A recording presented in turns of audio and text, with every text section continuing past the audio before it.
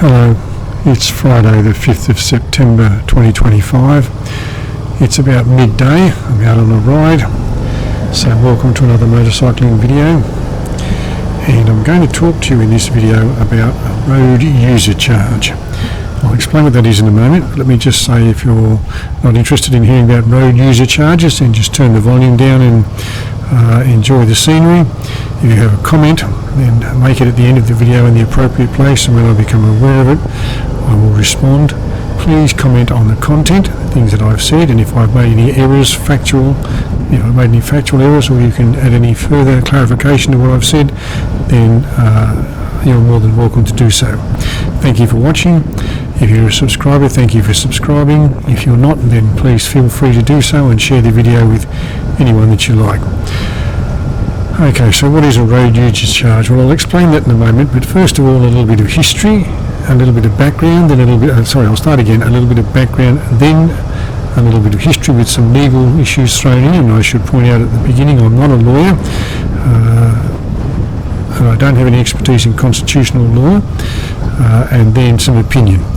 So, if you drive a vehicle that uses a combustible liquid, that is petrol, diesel or LPG, then you pay fuel tax.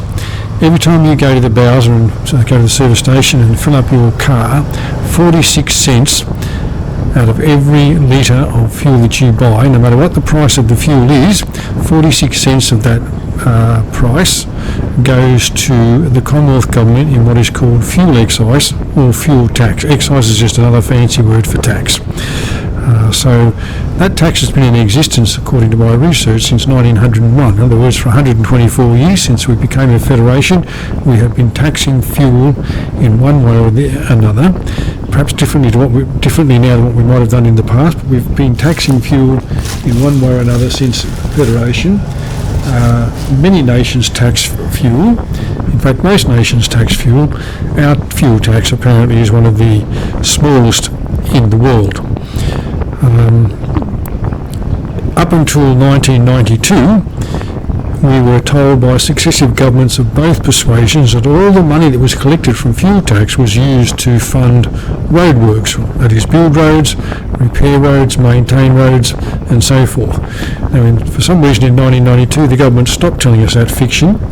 They may well have been true up until 1992, but it certainly isn't now. What the government says now is we put the fuel tax or fuel excise money raised into general revenue, and we allocate money for roadworks on a needs basis.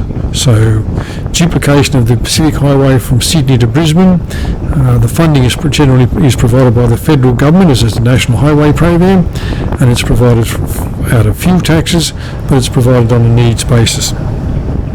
The roads in your area that are maintained by the state government or maintained by the council who are paid by the state government, or a private contractor who is paid by either the state government or the local council, the funding for that, the money for that, generally comes from fuel tax.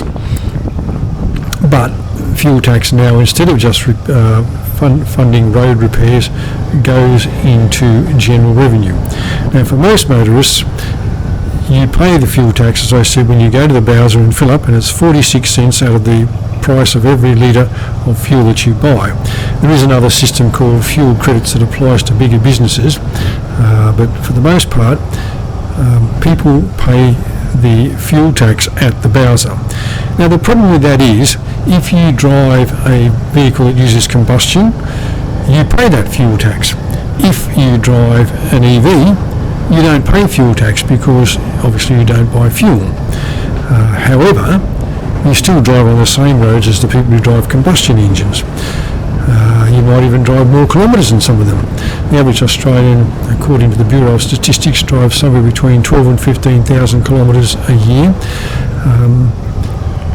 You might be in an EV and drive more than that, you might drive less than that. But because you're driving an EV, you don't pay a fuel excise, but you still use the roads that everybody else uses. Now, the Victorian government in 2021 became aware of the fact that there were EV drivers who were not paying fuel excise, and they thought, we're going to do something about this. This doesn't seem right. We're going to do something about this, and we're going to introduce a road user charge. So I've given you the context of the background to that. Now I'm going to give you the history and the legal aspect. So in 2021, the Victorian government decided they would introduce a road user charge. It would apply to owners of EVs and owners of plug-in hybrids. EVs because they pay no fuel excise or no fuel tax, and plug-in hybrids because they buy less fuel. They still have to buy fuel, so they do pay some fuel tax, but they buy less fuel. The way the scheme would work is that if you had a full EV, you would be charged at 2.8 cents per kilometre based on the average driving of about 15,000 kilometres a year.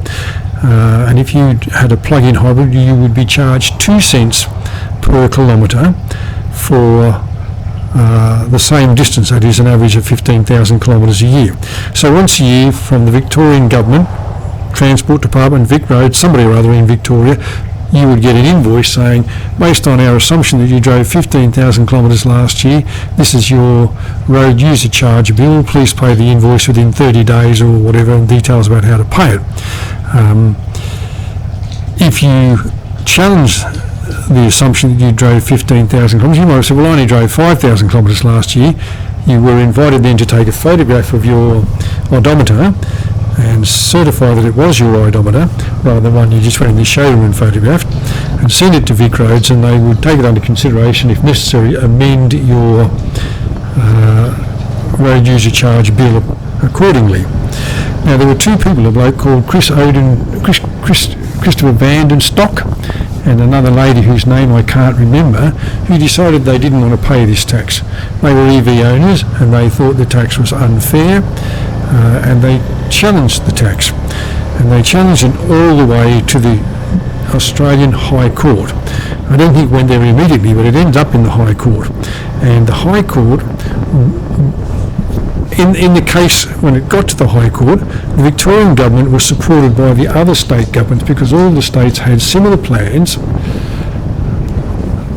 So the Victorian government was supported by all of the other state governments because all the other state governments had similar plans. South Australia had announced a plan to do something similar. The rates might have been slightly different, but they had a plan to introduce a road user charge, and they abandoned it even before the High Court decision was made. New South Wales had announced a plan to say they were going to introduce a road user charge for electric vehicles when the electric vehicle fleet represented 30% of total registrations in New South Wales, that is of light vehicle registrations, or 2027, whichever came first.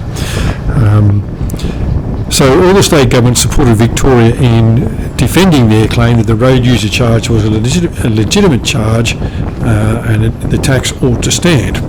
The Commonwealth government supported the two plaintiffs, I think that's the word, or complainants, the two people who were opposed to the tax, on the grounds that only the Commonwealth government had the right to impose such a charge. Now, as I said, I don't understand all the legal intricacies of the decision, but the High Court found in favour of the two motorists and ruled that the Victorian road user charge was unconstitutional. And I think the basis of it was that because the charge would be made irrespective of which road you drove on. In other words, you could be clocking up 10,000 of your 15,000 kilometres by driving on roads in New South Wales because perhaps you lived in Victoria, in Wodonga for example, but you worked in Albury and then worked in southeastern New South Wales, around Wagga and the Riverina and so forth, but you still had to pay the charge because you had done your 15,000 kilometres. The Victorian government could levy the charge on kilometres that were travelled on Victorian roads, but it couldn't levy the charge on kilometres that were travelled on interstate roads. I think that was the basis of the decision, but as I said, I'm not a lawyer. If I've made a mistake in interpreting that decision or explaining it there, and if you're a lawyer, please correct me. In any case, the High Court, in a unanimous decision, ruled against the Victorian government and said their charge was illegal and that they could not levy it. In doing my research for this article, I found that something like 200 vehicles in Victoria had been deregistered because they had failed to pay the road user charge when they got their invoice from the Victorian government. Hopefully, once the decision was made and the tax was found to be invalid, their registrations were reinstated without charge, and hopefully the people who had been paid the money, who had honestly and conscientiously paid the money, were refunded their money because it was illegally collected. Now that leaves us with a dilemma, in that electric vehicles represent something like, that is, full battery electric vehicles represent something like 10% of registrations across the nation. That means that 90% of the people drive combustion-based vehicles. So 90% of the people are paying a fuel tax, and 90% of the people are in fact subsidising 10% of the people. When the current government was elected in 2022, they introduced, among other things, variations to the fringe benefits tax that are for electric vehicles and plug-in hybrids, to encourage the uptake of those vehicles in a way, as a way of helping us toward reducing our emissions and working closer towards the Paris Climate Agreement targets on vehicle emissions and so on. It is true that coal-fired power stations are still the biggest emitters in the nation, but transport is the second biggest emitter, and light passenger vehicles, the ones that you and I drive, make up more than 60% of all emissions from all forms of transport, so that is road, rail, air, sea and so forth. 60% of those emissions come from light passenger vehicles, because there are something like 20 million of them. So we had a situation where the Commonwealth Government wanted to encourage the uptake of electric vehicles and plug-in hybrids, and a scheme that was proposed by Chris Bowen, who is I believe the Environment Minister, that he said would cost $50 million, ended up costing him $580 million, because so many people took up the offer to lease a plug-in hybrid or a full battery EV over the period in which these benefits were offered. The benefits are still offered for full EVs, but they're no longer offered for plug-in hybrids. In the article I read in the Sydney Morning Herald this morning by James Massola, he disclosed that he owns, on a novated lease, a Tesla, and the Tesla is cheaper to run than a Toyota Corolla because of the benefits that he gets through a novated lease for not paying fringe benefits tax and so forth, and salary sacrificing and so forth that he gets on his Tesla. It is cheaper for him to own and run the Tesla than it is to own a Toyota Corolla.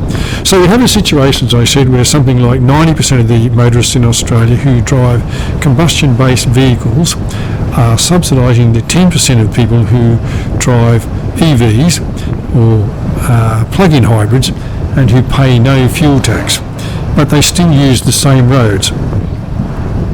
Now here's the dilemma. We have to pay to use the roads. That's a simple fact, whether we like it or not. EVs generally are heavier than similarly equipped and similarly spec'd combustion engine vehicles, and a heavier vehicle does more damage to the roads than a lighter vehicle. And if you're driving an EV, potentially you are doing more damage to the road than if you are driving you might be reducing emissions, but potentially you are doing more damage to the roads because of the weight of your vehicle. And the reason your vehicle is heavier than a traditional combustion engine vehicle is because the battery pack is the biggest component of the weight or the mass of the vehicle. So we have a situation where we have to pay to use the roads. The roads have to be maintained, and we want our highways duplicated, so we have dual carriageways from Sydney to Melbourne, we have dual carriageway almost from Sydney to Brisbane now.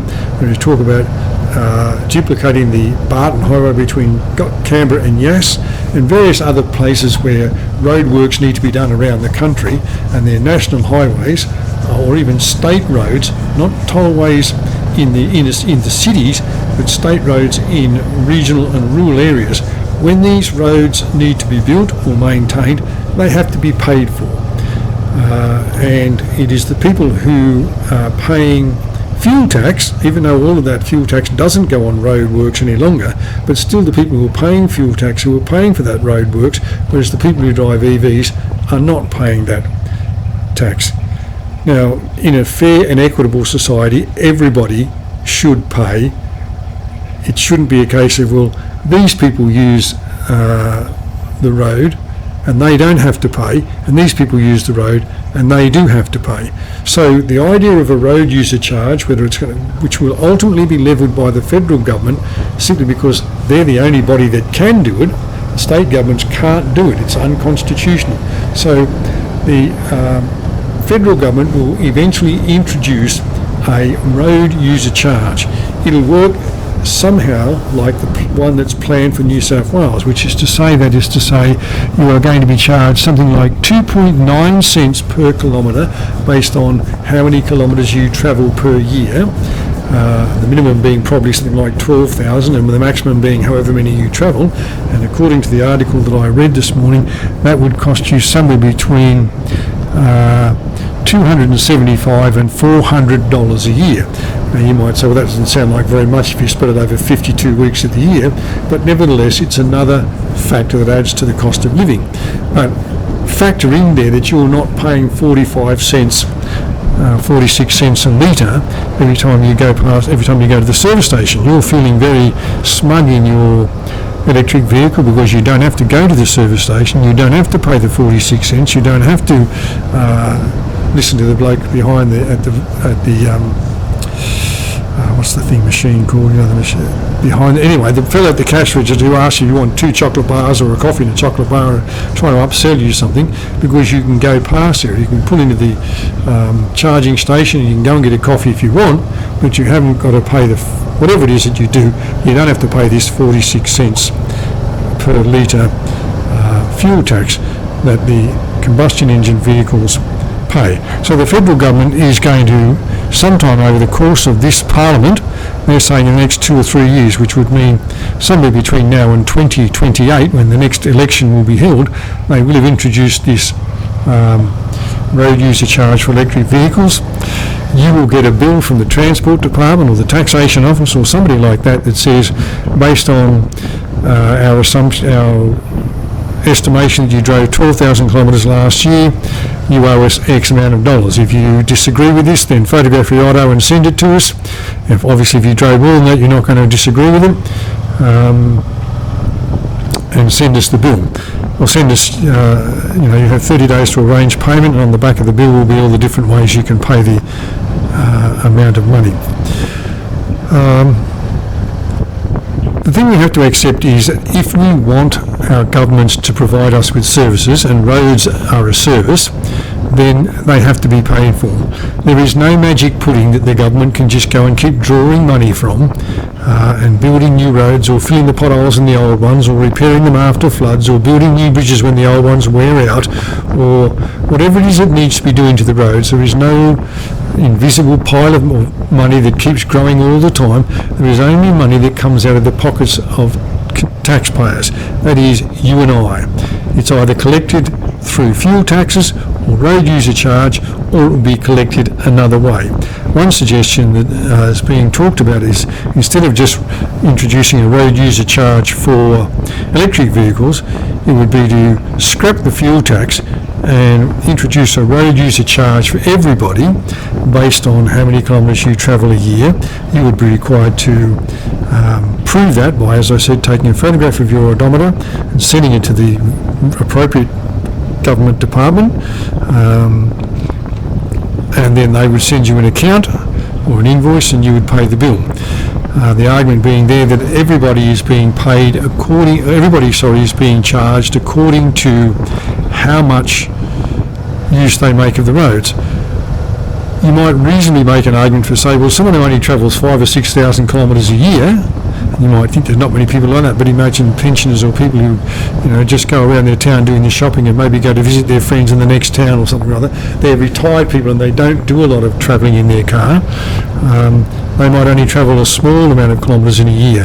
Why should they, for example, since their wear and tear on the roads is much less than a person who travels 15, 20, 30, 40, 50,000 kilometres a year, or whatever it is, perhaps those people who travel only a shorter number of kilometres in a year should pay less. So if we had a road user charge and you only paid for the time that you actually used the road, then those who travelled 5,000 kilometres a year would pay less than those who travelled 10, 15, 20, 30, 40, or whatever it is, thousands of kilometres per year. That might seem to be a more fairer system than the one that says everybody pays 46 cents per litre on their fuel tax. Another suggestion might be to say, well, as well as charging you on the basis of the distance you travel or the amount of use you make of the roads, we should also tax you according to the weight of your vehicle. As I said with EVs are heavier than similarly spec'd combustion engine vehicles because of the weight of the battery. So the heavier the vehicle, the more damage it does to the road simply by the weight of it. So you might make an argument for saying, well, if we scrap fuel taxes altogether and we charge people on the basis of how much use they make of the roads, in other words, how many kilometres a year they travel, but we also factor in the weight of their vehicle and say if you've got a little, for example, Kia Picanto, and I'm just using that as an example, I'm not endorsing that brand or criticising it, I'm just plucking in a small vehicle out of the air and saying, well, if you've got for example, a Kia Picanto, which is a fairly small car and I imagine fairly light, you're doing less damage on the roads than if you've got a Kia EV9, for example, which is an enormous vehicle, 5 metres long, and I think weighs something like 2.5 tonne.